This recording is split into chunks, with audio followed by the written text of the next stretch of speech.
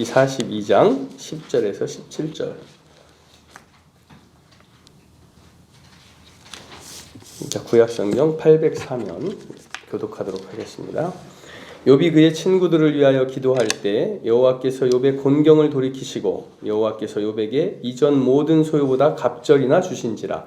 이에 그의 모든 형제와 자매와 이전에 알던 이들이 다 와서 그의 집에서 그와 함께 음식을 먹고 여호와께서 그에게 내리신 모든 재앙에 관하여 그를 위하여 슬퍼하며 위로하고 각각 캐시다 하나씩과 금고리 하나씩을 주었더라. 여호와께서 욥의 말년에 욥에게 처음보다 더 복을 주시니 그가 양 14,000과 낙타 6,000과 소 1,000결이와 암낙이 1,000을 두었고 또 아들 7과 딸 7을 두었으며 그가 첫째 딸은 여미아라 이름하였고 둘째 딸은 그시아라 이름하였고 셋째 딸은 게란 합국이라 이름하였으니 모든 땅에서 욥의 딸들처럼 아름다운 여자가 없었더라. 그들의 아버지가 그들에게 그들의 오라비들처럼 기업을 주었더라. 그 후에 욥이 140년을 살며 아들과 손자 4대를 보았고 욥이 늙어 나이가 차서 죽었더라.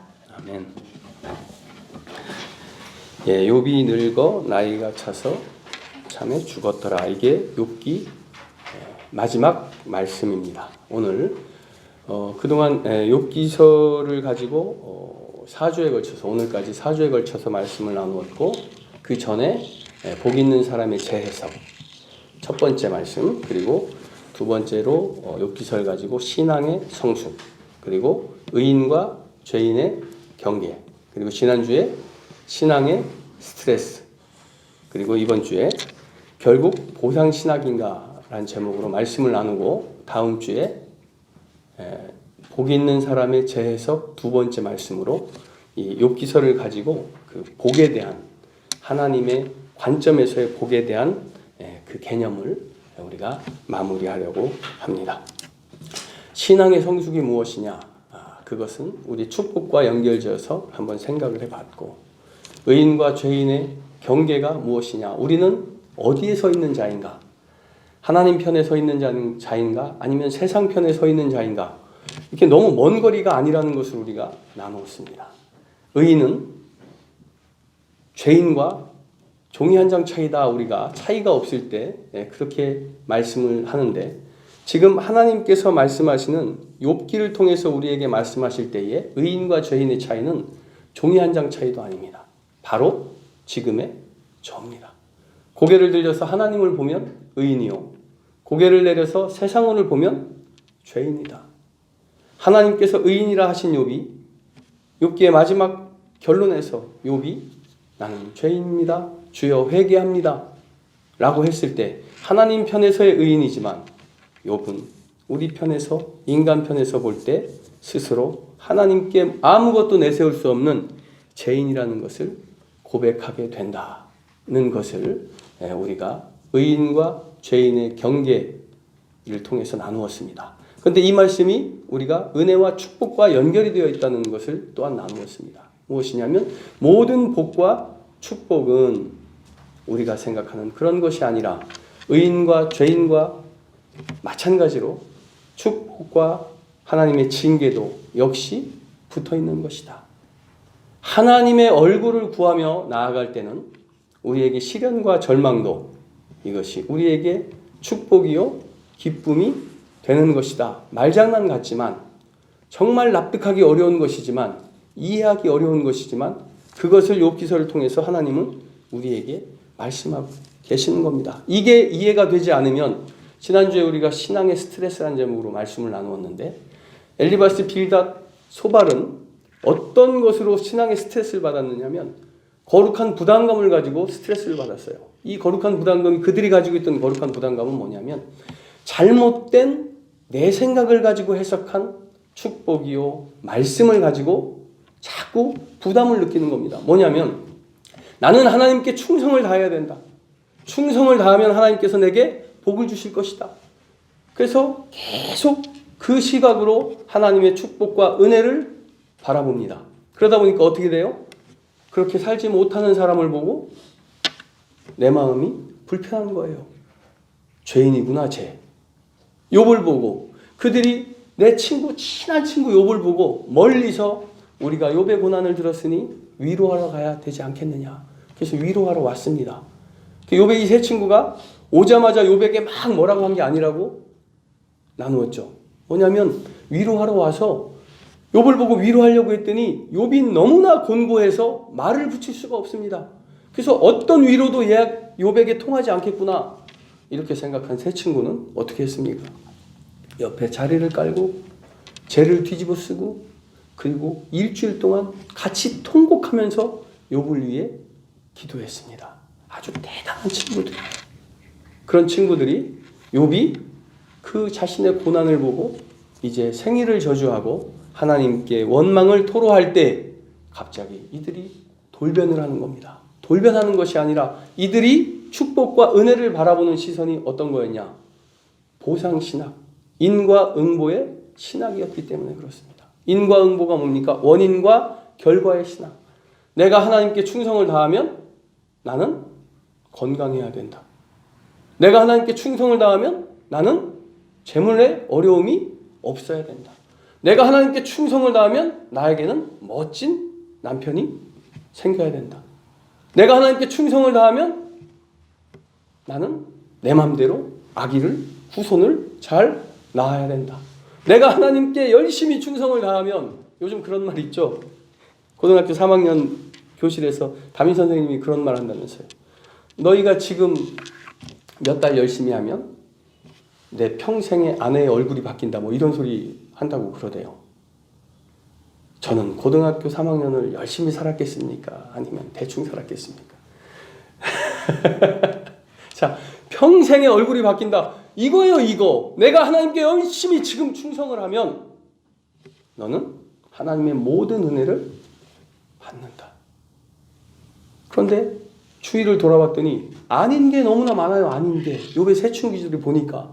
근데 아닌데 분명히 이놈들은 하나님께 충성을 다하지 못해서 지금 징계를 받고 고난 중에 있는데 아니랍니다. 아니래요. 나는 하나님께 충성을 했다. 잘못한 게 없대요. 오히려 하나님을 원망합니다. 그러니 얼마나 스트레스가 쌓였겠습니까? 반대의 스트레스도 있어요. 반대의 스트레스도. 열심히 하나님께 나와 기도하고 찬양하고 예배를 드렸는데 내 형편은 하나도 나아지지가 않습니다. 스트레스예요. 눈치 보여요, 교회에. 그러니까 열심히 기도하고 기도 자리에 있고 예배 자리에 있고 교회를 다 섬기는데 그런데 남들이 볼 때 집안에 돌아가는 일은 다 불행합니다. 밖에 얘기하기도 자존심이 상해요. 근데 교회는 다 알고 있어요.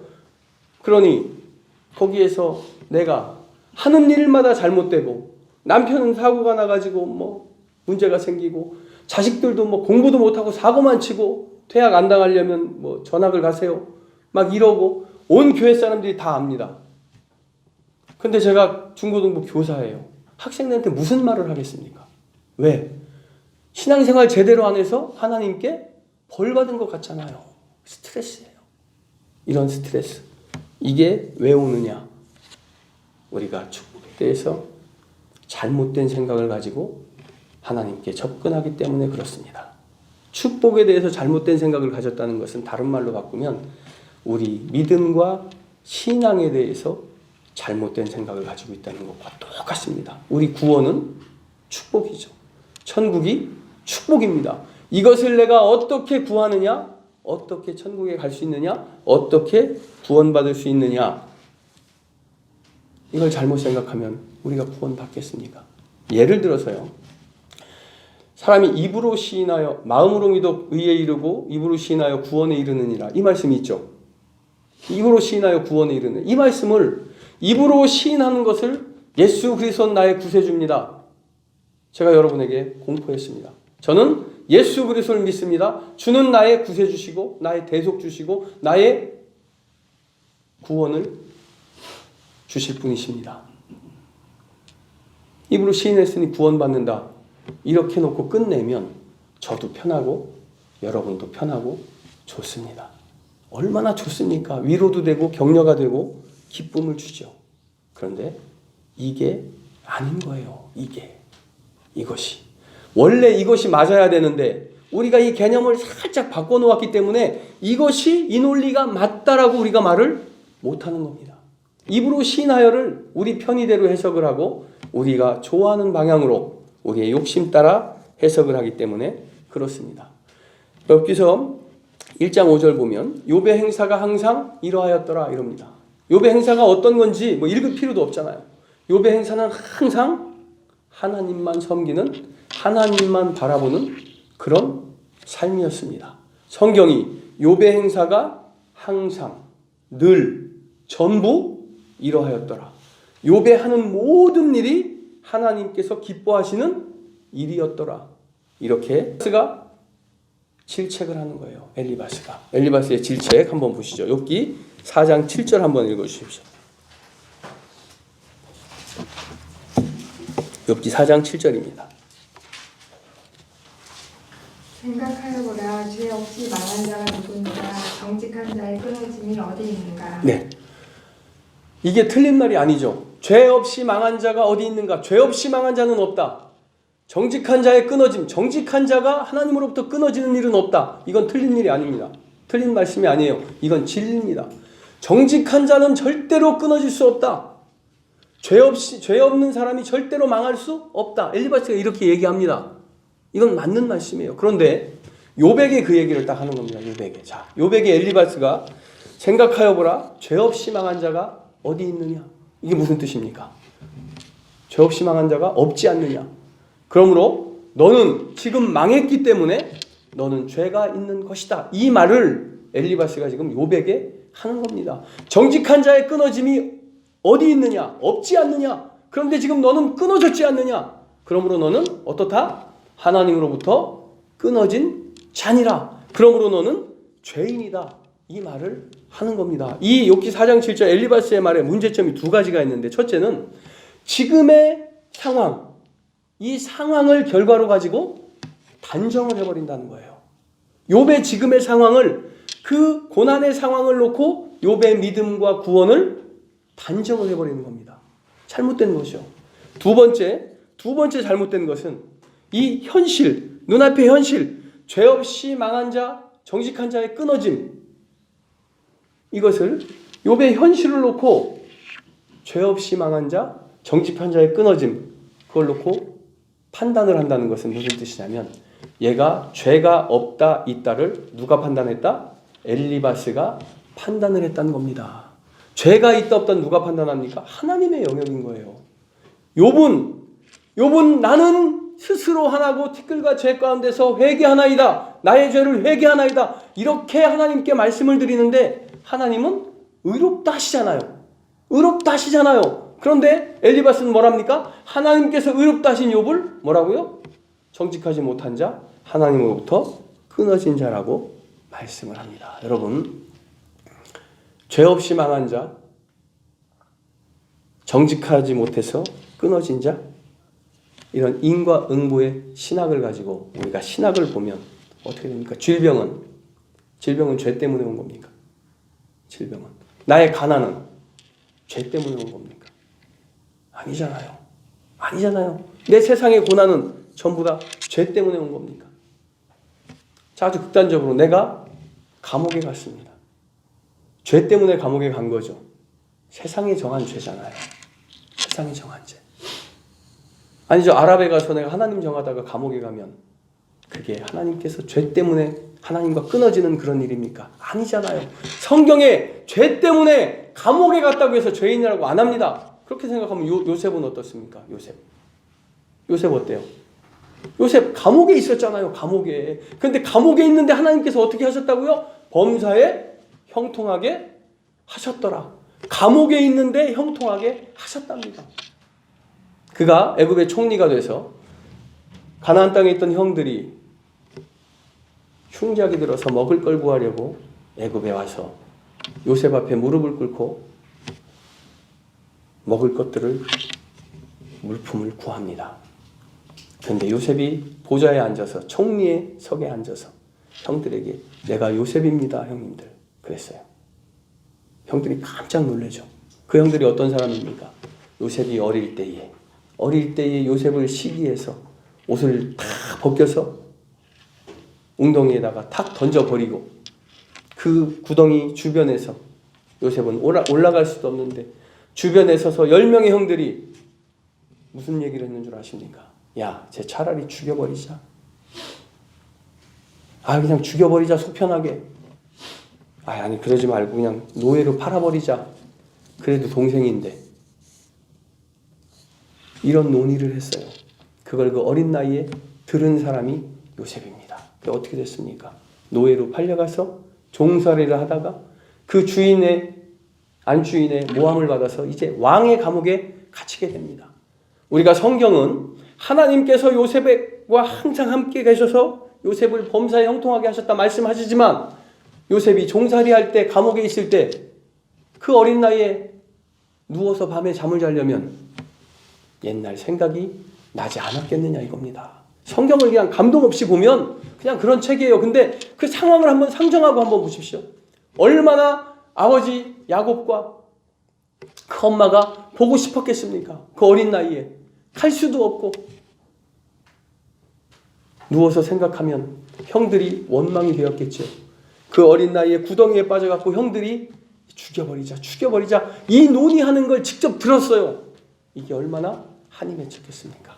그런데 국무총리가 돼서 형들이 다 앞에 무릎을 꿇고 있을 때에 형들이 두려워 요셉을 찾아볼 때 요셉이 뭐라고 얘기했는지 아십니까? 당신들은 나를 해하려 하였으나 하나님은 그것을 선으로 바꾸어 오늘과 같이 많은 백성의 생명을 살리게 하시려 하셨나니. 이게 우리 신자에게 주어지는 축복이라는 거죠. 그가 구덩이에 있을 때도 이 축복은 이어지는 겁니다. 하나님의 선하신 그 끝은 이어지고 있었던 거예요. 이 시대에 구덩이 속에서 하나님의 선하신 축복이 흐르고 있었다는 겁니다. 노예로 팔려갔을 때에도 그 안주인에게 모함을 받았을 때에도 왕의 감옥에서 언제 죽을지 모를 때에도 하나님의 이 섭리는 끊임없이 흐르고 있었다는 겁니다. 그런데 그때마다 우리는 그걸 보고 스트레스를 받아요. 엘리바스 빌닷과 소발처럼. 내가 구덩이에 있는 것은 내가 하나님께 범죄하였기 때문이다. 내가 노예로 팔려간 것은 내가 하나님께 범죄하였기 때문이다. 내가 안주인의 모함을 받아 왕의 감옥에 바쳐서 언제 죽을지 모를 그 처지에 처한 것은 내가 범죄하였기 때문이다. 이렇게 이야기를 하고 있는 엘리바스, 빌닷, 소발과 같은 그런 스트레스 받는 신앙생활을 저와 여러분은 하고 있지 않습니까? 하는 고민을 진지하게 해보자는 말씀이고 욥기서를 통해서 하나님께서 진지하게 그 고민을 해보라는 말씀인 것이죠. 스데반 집사가 많은 무리들에게 둘러싸여서 돌 던져서 그 돌에 맞아 죽어갈 때에 하늘의 보좌가 열리고 하나님의 형상을 보고 기뻐하며 영광을 돌리며 죽어갈 때에 그는 저주받은 겁니까? 축복받은 겁니까? 저는 믿음이 약해서 스데반의 그 일이 축복이라고 드릴 수는 있지만 저에게 그 상황을 겪으라고 하면 저는 고민하고 하나님 그러지 마세요 라고 기도할 것 같습니다만 그러나 성경은 그것이 축복이라고 말씀하고 계십니다.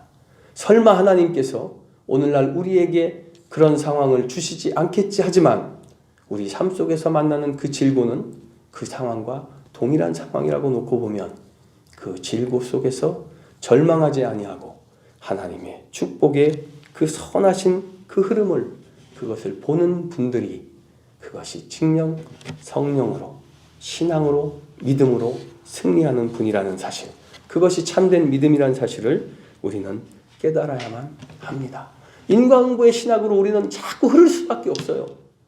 우리가 기도할 때도 하나님께 무엇을 구하지만 하나님이 그것을 들어주시지 않는 것 같으면 우리는 실망하고 절망합니다. 그런데 바울은 어떻습니까, 여러분?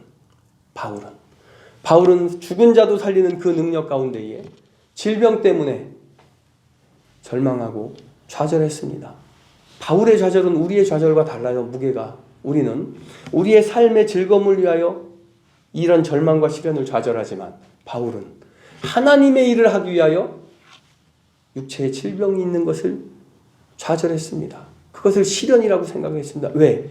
이 질병 때문에 하나님의 일을 더 해야 되는데 더 할 수가 없었어요. 그래서 하나님께 기도합니다. 당당하죠. 우리는 매일 하나님께 뭔가를 기대하고 바라는, 구하는 기도를 하기 때문에 당당하지 못한 기도를 자주 드립니다만 바울은 당당했어요. 왜? 하나님, 내가 주님의 일을 하고자 하는데 주님, 내가 발이 아파서, 발목이 아파서 달려가서 저 땅에 가서 주님을 전하지 못합니다. 그러니 내 발을 튼튼하게 해주십시오. 하나님, 주님의 복음을 증거하는데 내 몸을, 육체를 쇠하게 하셔서 내가 내 마음껏 주님을 증거할 수 없습니다. 그러니 내 이 병을 낫게 해주시옵소서. 당당하죠. 그런데 하나님이 들어주시지 아니하셨습니다. 절망입니까? 좌절입니까? 정직한 자의 끊어짐이 어디 있느냐? 바울에게 할 수 있습니까? 죄 없이 망한 자가 어디 있느냐? 엘리바스가 바울에게 가서 얘기할 수 있겠습니까? 아니죠. 이것은 바울이 고백한 바와 같이 내게 주신 그 은혜의 비밀과 능력, 죽은 자도 살리고 말씀을 선포하면 많은 사람이 변화를 받고 주님께 돌아오는 그 능력이 너무나 커서 나로 하여금 자고하지 않게 하시려고, 자랑하지 않게 하시려고, 교만하여 하나님의 증거를 받게 하지 않게 하시려고 항상 너의 모든 능력은 나에게서 나오는 것이다. 너의 질병은 내가 고치지 못하는 그 이유는 내가 능력의 하나님이라는 것을, 너의 능력이 나에게서 나왔다는 것을 내가 잊지 않게 하려 함이라. 그리하여 교만하지 않게 하려 함이니 내 은혜가 내게 족하도다. 하나님이 이러셨습니다. 바울은 하나님께 화를 낼 수도 있었습니다. 그런데 그것이 하나님의 말씀처럼 정말 내 은혜가 족한 것이구나, 그렇게 마음속으로 기뻐하며 하나님께 영광을 드렸다는 겁니다. 그 육체의 질병이 바울에게 이제 영광이 되고 하나님께서 나를 사랑하시는 자랑과 감사가 되었다는 것입니다. 중요한 것이 은혜예요. 은혜. 여러분, 은혜가 왜 중요한지 제가 구약에서 의인이라 칭함받은 분들 세 분을 말씀을 드렸는데 여러분이 쉽게 생각하시면 노아, 아브라함, 욥, 그 외에 누가 있는지 전 모릅니다. 그러나 뭐 에녹도 하늘에 들려 올라갔으니 의인이겠죠. 엘리야서 다 의인일 겁니다. 그런데 하나님께서 성경에서 분명히 의인이고 당대의 완전한 자라 노아 아닙니까? 아브라함 의롭다 하셨어요. 욥 어떻습니까? 그와 같이 순전하고 정직하고 악에서 떠나며 여호와를 경외하는 자는 이 세상에 없느니라. 자, 이 세 분의 의인이 구약에 나옵니다.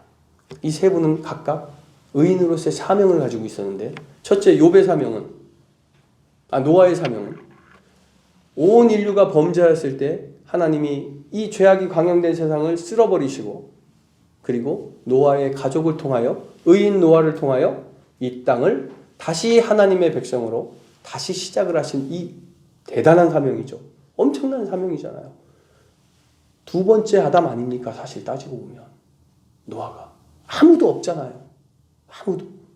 다 진멸하시고 노아의 가족을 통하여 새롭게 하나님의 섭리를 이어가시는 그 한 사람, 한 가정의 사명을 노아는 가졌습니다. 아브라함은요? 아브라함은 선택된 하나님의 선민 이스라엘 백성의 조상, 예수 그리스도의 족보의 조상으로서의 아브라함의 시작, 그 위대한 사명, 모든 복의 근원, 너는 복이 될지라 하신 그 사명을 아브라함은 가졌습니다. 그 의인 욥은 이 둘과 같은 대단한 사명을 가져야 되는데 의인 욥의 사명이 뭔지 아십니까? 오늘 욥기를 통해서 우리가 나누는 이 사명이에요. 보상신학은 잘못된 것이다.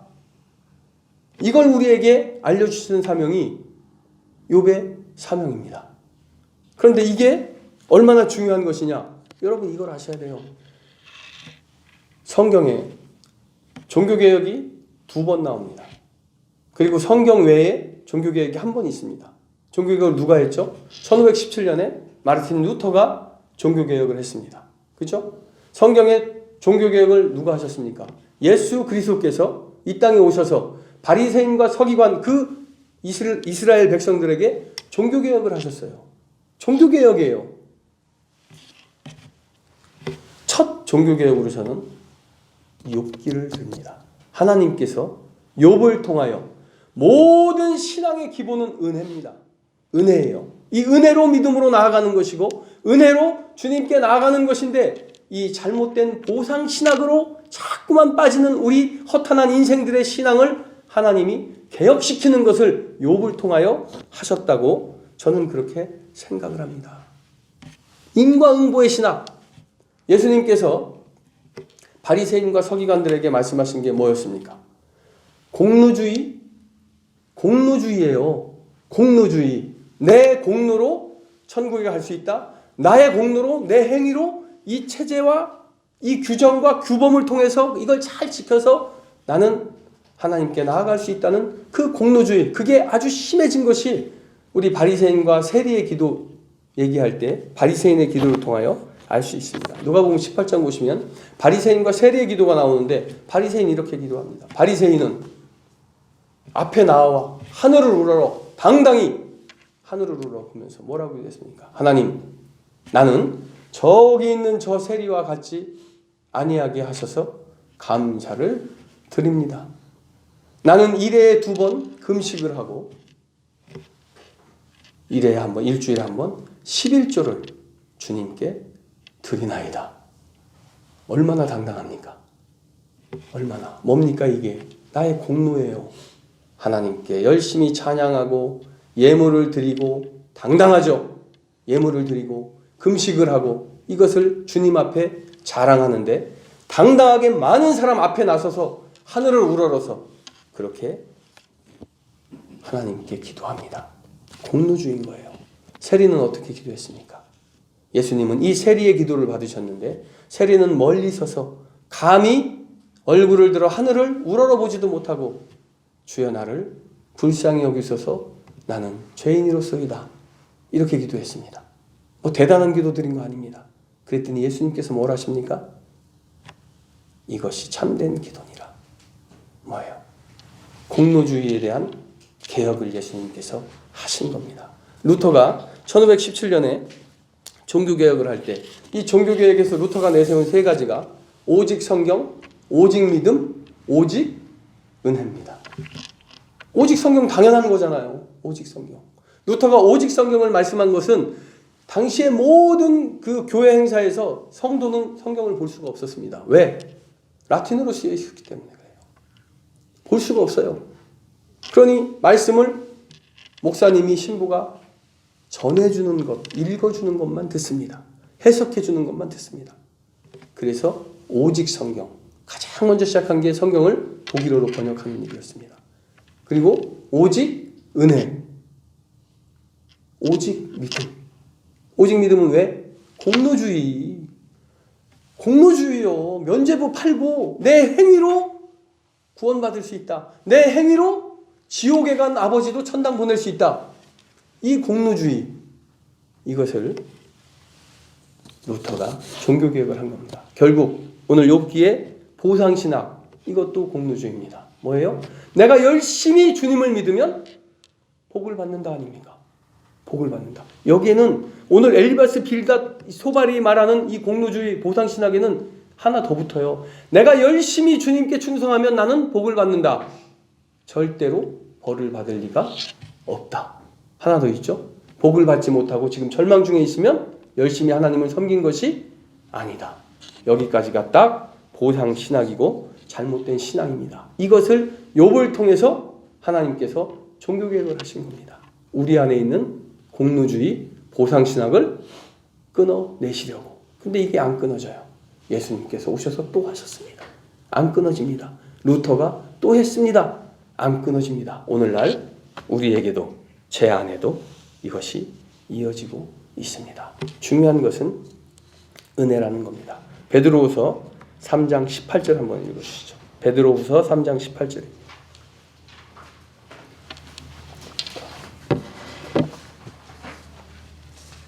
오직 우리 주 곧 구주 예수 그리스도의 은혜와 그를 아는 지식에서 자라가라. 영광이 이제와 영원한 날까지 그에게 있을지어다. 아멘. 요 몇 주 동안 이 말씀이 참으로 은혜가 되는 말씀인데요. 베드로서 3장 18절 오직 우리 주 곧 구주 예수 그리스도의 은혜와 저를 아는 지식에서 자라가라. 자, 여러분, 신앙의 완성과 신앙의 성숙과 믿음의 길을 말씀하시는데 왜 은혜와 지식을 말씀하실까요? 왜 은혜가 중요한 것일까요? 이게 이 말씀의 아주 핵심입니다. 이게 은혜가 중요한 거예요. 은혜가. 그런데 지금 욥은 은혜를 받고 있지 않지 않습니까? 이 중요한 은혜 속에서 우리가 자라가라고 말씀하시는데 욥은 은혜를 받지 못하고 있어요. 공로주의의 신학, 보상신학으로 보면 욥은 은혜를 받지 못하고 있습니다. 그런데 그게 아니란 거예요. 우리가 아무리 대단해도 우리는 우리 이성을 가지고 하나님께 나아갑니다. 우리가 아무리 대단해도요, 우리는 보지 못하고 믿는 사람들이지만 그러나 우리는 우리 이성을 가지고 하나님께 나아가는 거예요. 납득할 수 없는 일은 우리는 납득할 수가 없습니다. 그런데 우리는 신자이기 때문에 이런 생각을 합니다. 이 성경은 분명 우리가 납득할 수 없는 것인데 하나님께서 나에게 이 성경을 납득할 수 있게 하셨구나. 아, 이 신비로운 기적이 내 안에 일어났구나. 그러니 하나님을 찬양해야 되겠구나. 하나님 영광 받으시옵소서. 할렐루야. 이렇게 얘기합니다. 그런데요, 이게 맞는 거지만 여기에도 한 가지 착각이 있습니다. 믿어지지 않는 것을, 신비로운 것들을 하나님이 믿어지게 거저하신 게 아니에요. 우리 이성으로 믿어지게 하신 그것은 무엇을 통해서? 경험을 통해서. 우리가 믿음으로 하나님께 나아갈 때 주시는 하나님의 체험, 이것이 우리로 하여금 믿기지 않은 것들을 믿을 수 있게 하셔서 이것이 또 다른 내 안에 믿음의 이성이 되는 겁니다. 그래서 내 믿음의 경험으로 비추어 봤을 때 다른 사람들이 기도하다가 질병이 낫고 또 어떤 사람의 신비적인 일이 하나님의 은혜로 일어났다. 이것이 하고 이해가 되는 겁니다. 우리 삶의 인간의 이성이 아니라 하나님의 경험, 구주 예수 그리스도의 은혜, 이게 우리가 경험한 믿음의 체험인 것이죠. 이 말씀 누가 하셨습니까? 베드로후서 3장 18절 이 말씀 누가 하셨습니까? 베드로후서니까 베드로가 하셨겠죠. 그런데 이렇게 대단한 말씀을 왜 성경은 베드로 사도의 입을 빌어서 얘기를 했을까요? 저는 좀 불만이었어요. 사도 바울 정도가 이야기를 했으면 좀 더 납득하기가 편했을 것입니다. 왠지 사도 바울은 좀 고상한 신앙, 또 의젓하고 좀 뭔가 위험이 있어 보이고 또 그 사도 바울의 삶이 굉장히 순전한 믿음을 들인 삶 같은 인식이 저에게 있어서 그런지 몰라도, 그런데 말씀을 계속 묵상해 봤더니 베드로 사도가 아니면 안 되더라고요. 이 말씀은. 왜냐하면 베드로 사도는 어떤 사람이냐, 유대 베들레헴 그 나사렛 그 시골 촌구석에 사는 아주 촌사람입니다. 엄청난 촌사람이었어요, 베드로 사도는. 그리고 이 사람 누구예요? 어부. 무식한 어부였습니다. 어부가 무식하다는 게 아니라 이 베드로 사도가, 성경이 그렇게 묘사하죠? 베드로 사도는 무식한 어부로 묘사가 되어 있습니다. 그리고 베드로 사도는 어떤 되도 않는 성급한 사람, 그렇게 성경이 묘사를 하고 있습니다. 아무리 다녀도 되도 않는 성급한 사람입니다. 이 사람이 이 말씀을 하신 거예요. 우리 주 곧 구주 예수 그리스도의 은혜와 저를 아는 지식에서 자라가라. 자, 보세요. 베드로 사도는 어떤 사람이냐? 예수님을 바라보고 물을 걸은 사람입니다. 무리를 걸은 사람이에요. 그런데 결과가 어땠어요? 빠졌습니다. 폭 빠져버렸습니다. 실패했죠. 그런데 그는 무리를 걸었습니까? 못 걸었습니까? 걸었어요. 저와 여러분은 베드로가 물에 빠졌다, 그래서 하나님을 끝까지, 예수님을 보고 믿음으로 끝까지 가지 못했다, 승리하지 못했다, 이렇게 이 말씀을 끌고 가면 안 됩니다. 우리가 주목해야 될 것은 그가 예수님을 바라볼 때 무리를 걸었다는 것과 예수님의 시야에 없었을 때 빠졌다는 것, 딱 이것만 기억하면 됩니다. 이게 뭐예요? 베드로에게 경험이에요. 저를 아는 은혜입니다. 곧 우리 주 예수 그리스도의 은혜. 그가 빠진 것도 베드로에게는 은혜였어요. 그가 걸은 것도 은혜였습니다. 그의 평생에 내가 예수님을 바라보고 나아갔을 때 그 풍랑이 있는 그 험한 바다도 내가 한 발짝이지만 빠지지 않고 걸었다. 어마어마한 은혜죠. 빠졌어도 은혜입니다. 베드로는 예수님께서 너는 닭이 울기 전에 3번 나를 부인하리라. 그랬더니 베드로가 뭐라고 그랬습니다. 나는 죽어도 주님을 부인하지 않겠습니다. 그랬잖아요. 그런데 어떻게 됐습니까? 결론이? 부인했잖아요. 부인했는데 이것이 베드로에게 은혜가 되었다는 겁니다. 이것은 저주고 절망이어야만 되는데 베드로가 3번 부인한 건 베드로에게 있어서 절망이고 저주였습니다. 그런데 결과를 보십시오. 이것은 은혜였습니다. 그 3번 부인을 통하여 베드로는 자신의 나약함을 깨닫고 오직 예수 그리스도만 바라보고 나아가지 않으면 어떠한 나의 것으로도 온전한 믿음을 드릴 수가 없다는 것을 깨닫게 되는 겁니다. 그것이 무엇이에요? 3번 부인의 은혜였던 것입니다.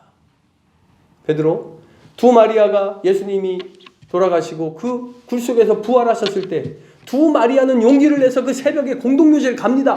많은 사람들이 예수쟁이들을 다 잡아 예수님처럼 감옥에 가두고 죽이려고 혈안이 되어 있는 이때에 그 두 마리아 여인들은 갑니다. 그때 베드로 어떻게 했는지 아십니까? 문 꽁꽁 잠그고 있었어요.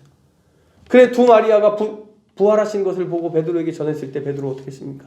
그러냐? 꽁꽁 잠그고 있었습니다. 와서 보고 무덤이 빈 것을 보고 들어가서 문 잠그고 있었습니다. 그리고 어떻게 했어요? 부활하신 예수님께서 베드로에게 나타나셨을 때 베드로는 그것을 보고 확인을 한 후에 나는 물고기 잡으러 가겠다.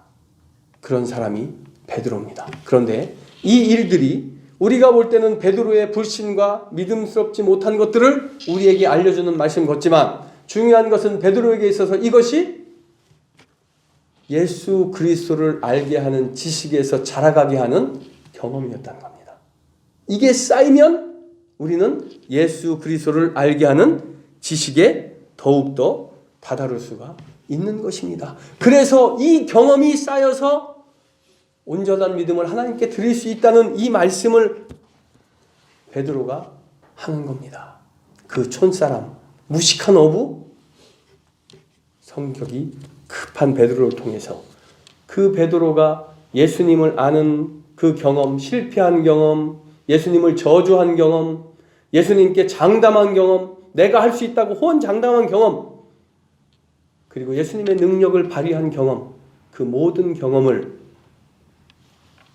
은혜로 주님께서 주셔서 그것을 통하여 베드로가 이 말씀을 하게 되는 것입니다. 그가 체험한 경험들을 우리는 우리의 삶 속에서 많이 겪고 또 누리고 있습니다. 우리는 그것을 시련으로 알기 때문에 저를 아는 지식으로 만들지 못하고 그냥 하나님의 은혜를 스쳐 지나가거나 버리고 갈 뿐이라는 것이죠. 중요한 것은 봐야 됩니다. 욥의 세 친구는 이러한 인과응보의 신학으로 욥을 정죄합니다. 욥기 4장 16절 17절 제가 읽어보면 그 영이 서는데 그 형상을 분별하지는 못하여도 오직 한 형상이 내 눈앞에 있었느니라. 그때 내가 종용한 중에 목소리를 들으니 이르기를 인생이 어찌 하나님보다 의롭겠느냐, 사람이 어찌 그 창조하신 이보다 성결하겠느냐. 엘리바스가 욥이 자기의 의를 드러내니까 엘리바스가 이렇게 얘기하는 거예요. 웃기네. 하나님께서 나에게 너의 고난은 네 죄 때문에 그랬다고 나에게 말씀하셨다. 그랬는데도 너는 자꾸 그렇게 우기겠느냐. 이렇게 이야기를 하고 있는 거예요. 지금 엘리바스가. 여러분 예레미야 선지자와 대적한 하냐나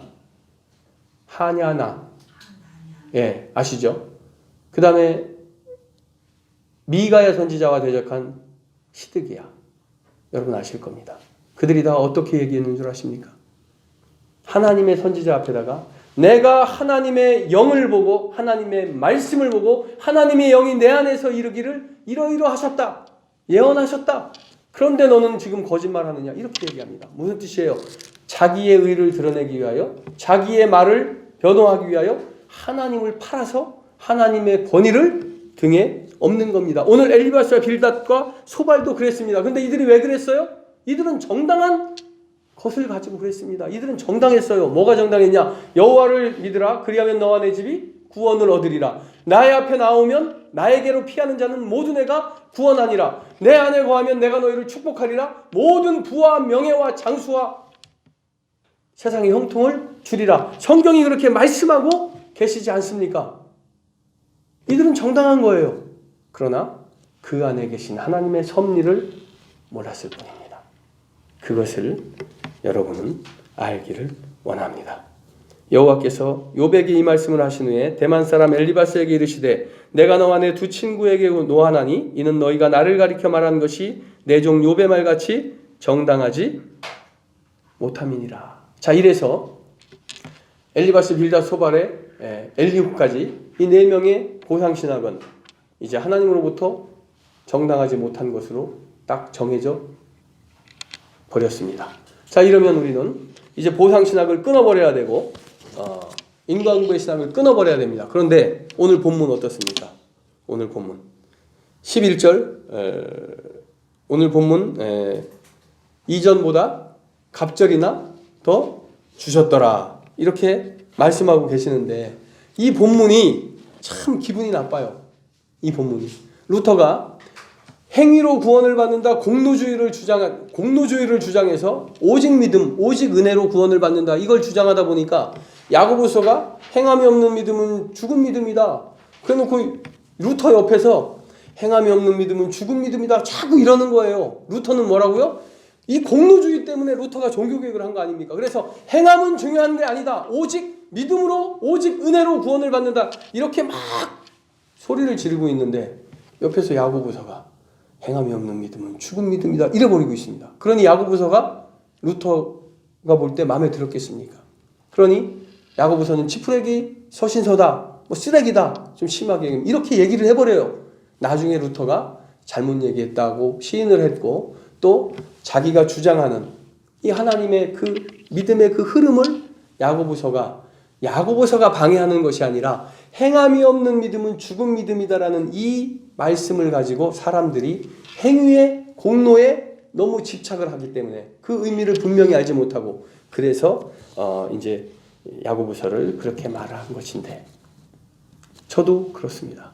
지금 몇 주에 걸쳐서 인과응보의 신학은 잘못된 것이다 이렇게 말씀을 막 하고 하나님께서도 이 인과응보의 신학을 정죄를 딱 하신 것까지도 우리가 나누었는데 그런데 오늘 본문 어떻습니까? 본문 10절 한번 읽어주십시오.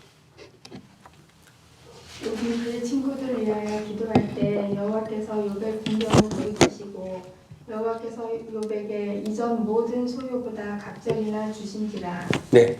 자 10절 이전 모든 소유보다 갑절이나 주신지라. 11절에는 틀어졌던 떠났던 모든 친인척들과 그 관계를 다 회복하게 하셨고 그죠? 12절에 말년의 복을 더하여 주셨더라 이렇게 되어 있습니다. 13절에 자식들 이야기 나오죠. 13, 14, 15절이 자식인데 자식들 아들 7, 딸 3 전부 다 죽었는데 이제 다시 아들 7과 딸 3을 주셨답니다. 주셨는데 딸 3은 어떤 사람? 여미야, 그시야, 게라나북 이 세 사람은 어떤 사람? 이 땅의 모든 땅 중에서 가장 이뻤더라.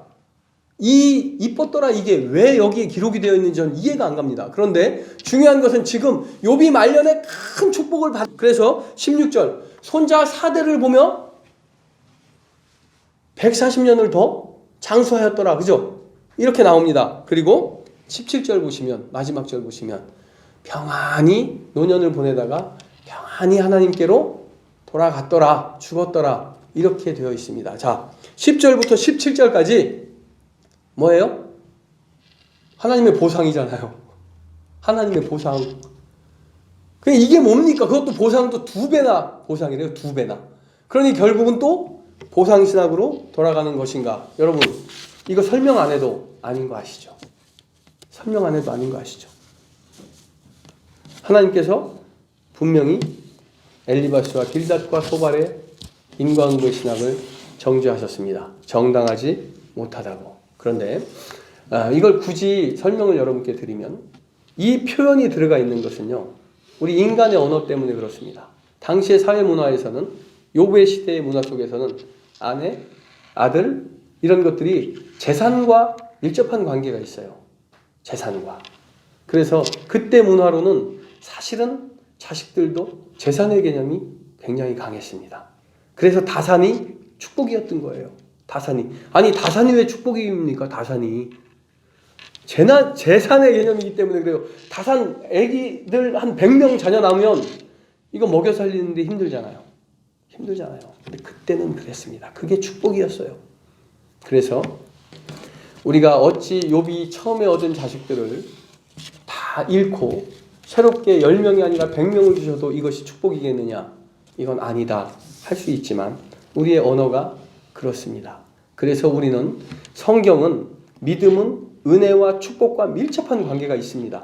믿음은 장수와도 관계가 있고 그 다음에 우리 건강과 관계가 있고 당연히 재물도 관계가 있고 이 모든 것이 우리에게 주어지는 게 믿음 맞습니다. 그러나 달락달락 끊어서 심판과 저주와 재난과 고난을 생각할 것이 아니라 그 하나님의 은혜가 거기에 흐른다는 것을 우리가 생각을 해야 됩니다. 욥의 세 친구의 보상신학은 무엇이 문제였느냐면 달락달락 끊어서 하나님의 은혜를 판단했고 달락달락 끊어서 하나님의 징벌을 판단했고 그의 믿음을 판단하여 정죄한 것이 잘못입니다. 우리가 천국을 이야기할 때 천국은 성경에 묘사도 적고 가본 사람도 없습니다.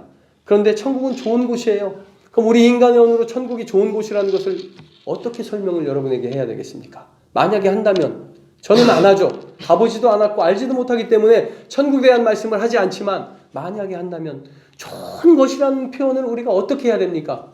거기에는 최고로 만나는 것을 늘 먹을 수 있고 황금으로 길이 돼 있고 이렇게밖에 우리는 표현을 할 수가 없어요.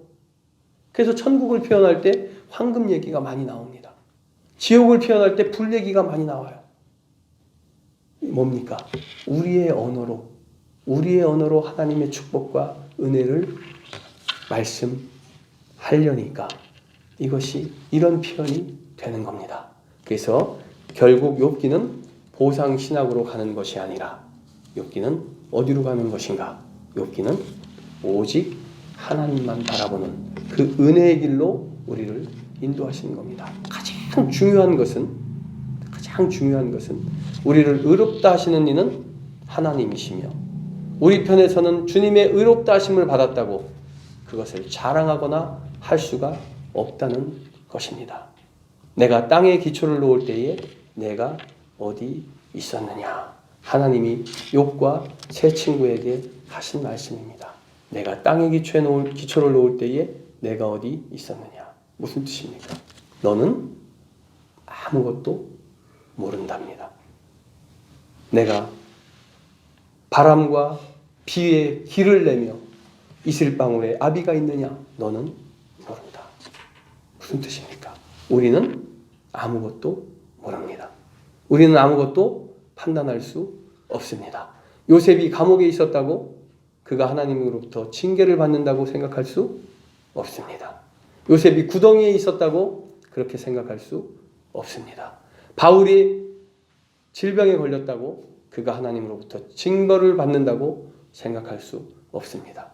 베드로가 물에 빠졌다고 그의 믿음을 우리가 평가할 수 없습니다. 베드로가 3번 부인하였다고 거기에 하나님의 은혜가 흐르지 않는다고 우리가 단정할 수가 없습니다. 내가 지금 질병에 걸렸다고, 내가 지금 너무나 가난하다고, 내가 삶의 일이 너무나 형통하지 않고 좌절과 절망뿐이라고 여기에는 하나님의 은혜가 선하신 뜻이 없다. 우리가 절망하고 좌절하면 그것이야말로 진정한 절망과 좌절이 된다는 것입니다. 어떠한 상황 속에서도 하나님은 일하십니다.